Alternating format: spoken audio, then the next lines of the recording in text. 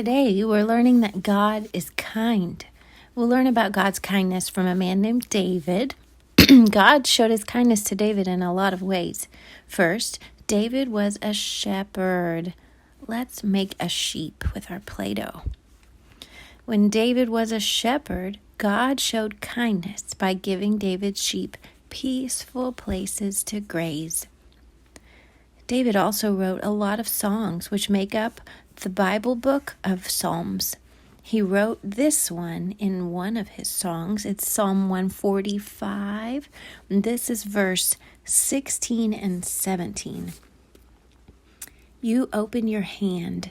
You satisfy the desire of every living thing. The Lord is righteous in all his ways and kind in all his works. Now, let's put a handprint in some Play-Doh. God showed David kindness by giving him success in battles. The first time, David was a young boy fighting against a giant. Remember Goliath? All David had was a rock and a slingshot, and he killed the giant. Sculpt a rock with your Play-Doh. That shouldn't take long. David had to run away from King Saul for a long time, but God is kind, and he always kept David safe. Can you make a cave with your Play-Doh? A cave is one of the places where God protected David. God also showed kindness to David by blessing him and making him a king. Make a crown. And are you ready for another easy one? Now flatten your dough, just a little bit of it, and smush your finger into it to make a fingerprint. God is kind. When he kept showing David kindness, it was like he was leaving his fingerprint on David's life. Look at your fingerprint and go get someone else's and look at theirs. You can tell who made that clay by looking at the fingerprint. And you can tell that God shaped David's life because David showed God's kind heart. Let's see how he did that. All right, so David was the king, and there were a lot of things he could do. Mephibosheth, that's a crazy name, right? Mephibosheth. He was the grandson of the previous king, the king before David, who was King Saul. Mephibosheth was Saul's grandson. When Mephibosheth was a baby, someone accidentally dropped him, and so his whole life, his legs didn't work. He couldn't walk. He sat cross-legged. Can you make a crisscross with your Play-Doh? David could travel around in fancy chariots. Make a chariot wheel. Mephibosheth probably didn't have any fancy chariots, and he probably didn't really go anywhere, kind of like our crisscross here. David lived in a palace and had amazing food. Make some kind of food you really like with your Play-Doh. I'm going to make ice cream. Mephibosheth, on the other hand, didn't live in the palace or have fancy food. Can you make some kind of boring, kind of okay sort of food? My kids love English peas. Me, not so much. I don't mind to eat them, but they're kind of boring. How would you feel if you were David? And how would you feel if you were Mephibosheth? Long ago, Mephibosheth's dad, Jonathan, you recognize that name?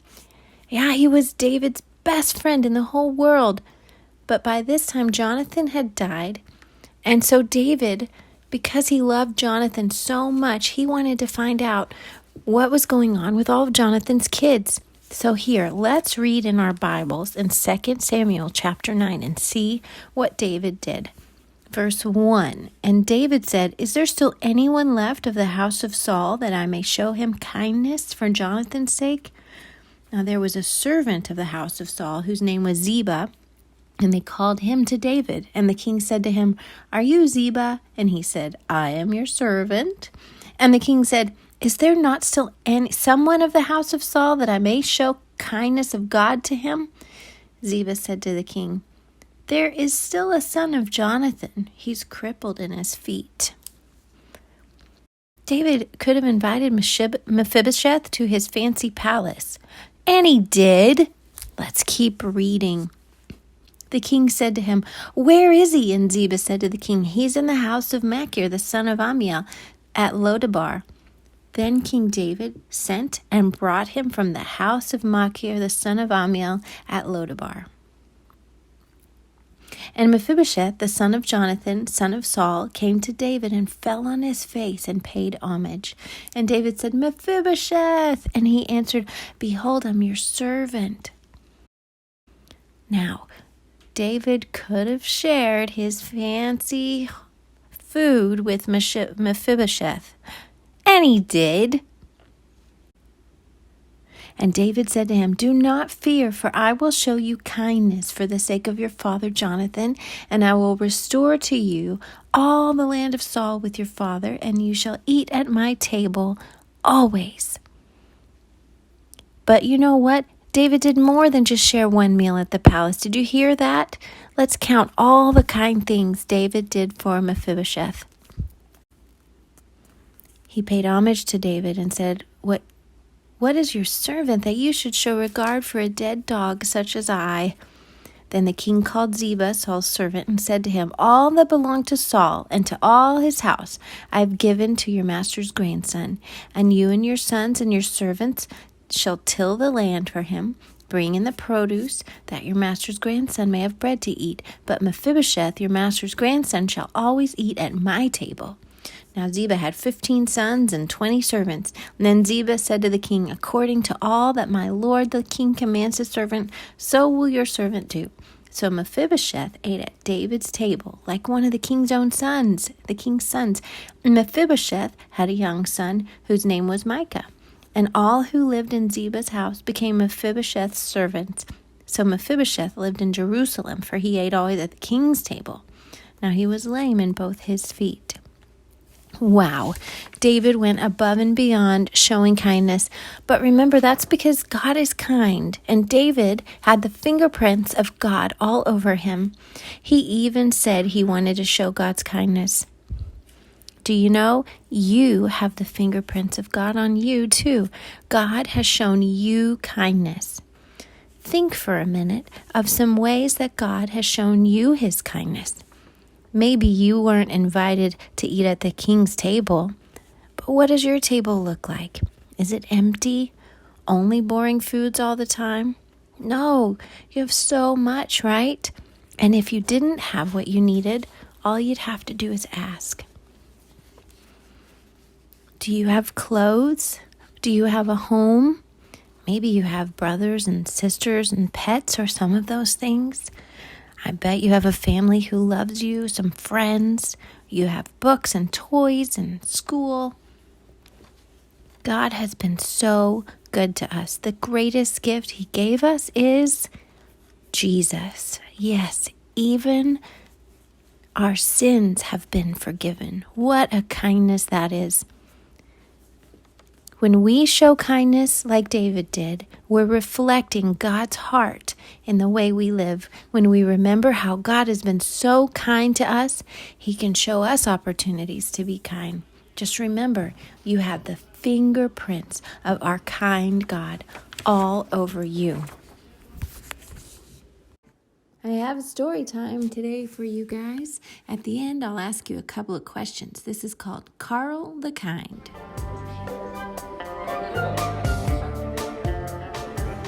Welcome back to Sunday School, gang. So glad you're here.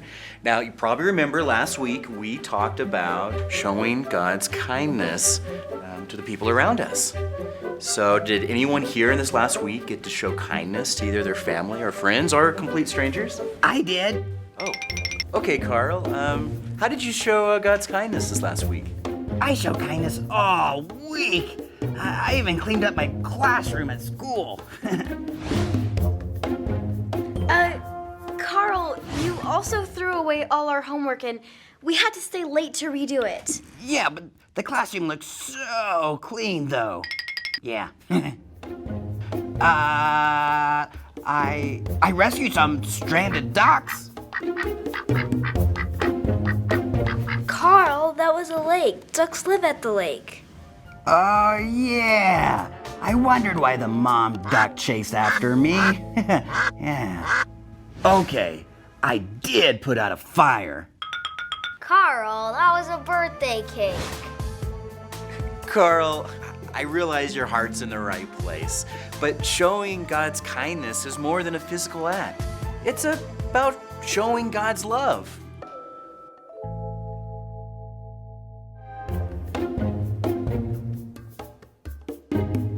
Okay, I want to show God's kindness the right way.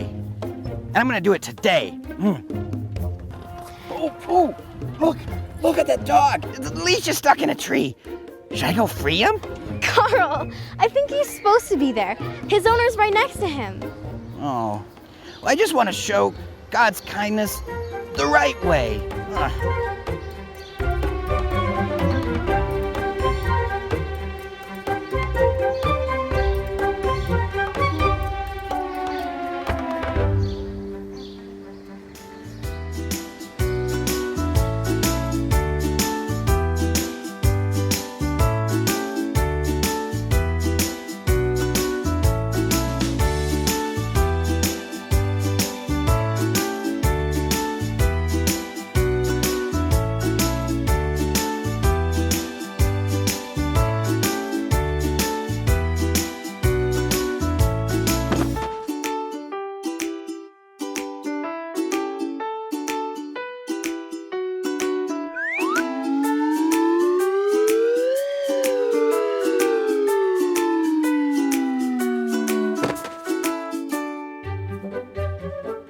Then Carl invited me to Sunday school, so here I am.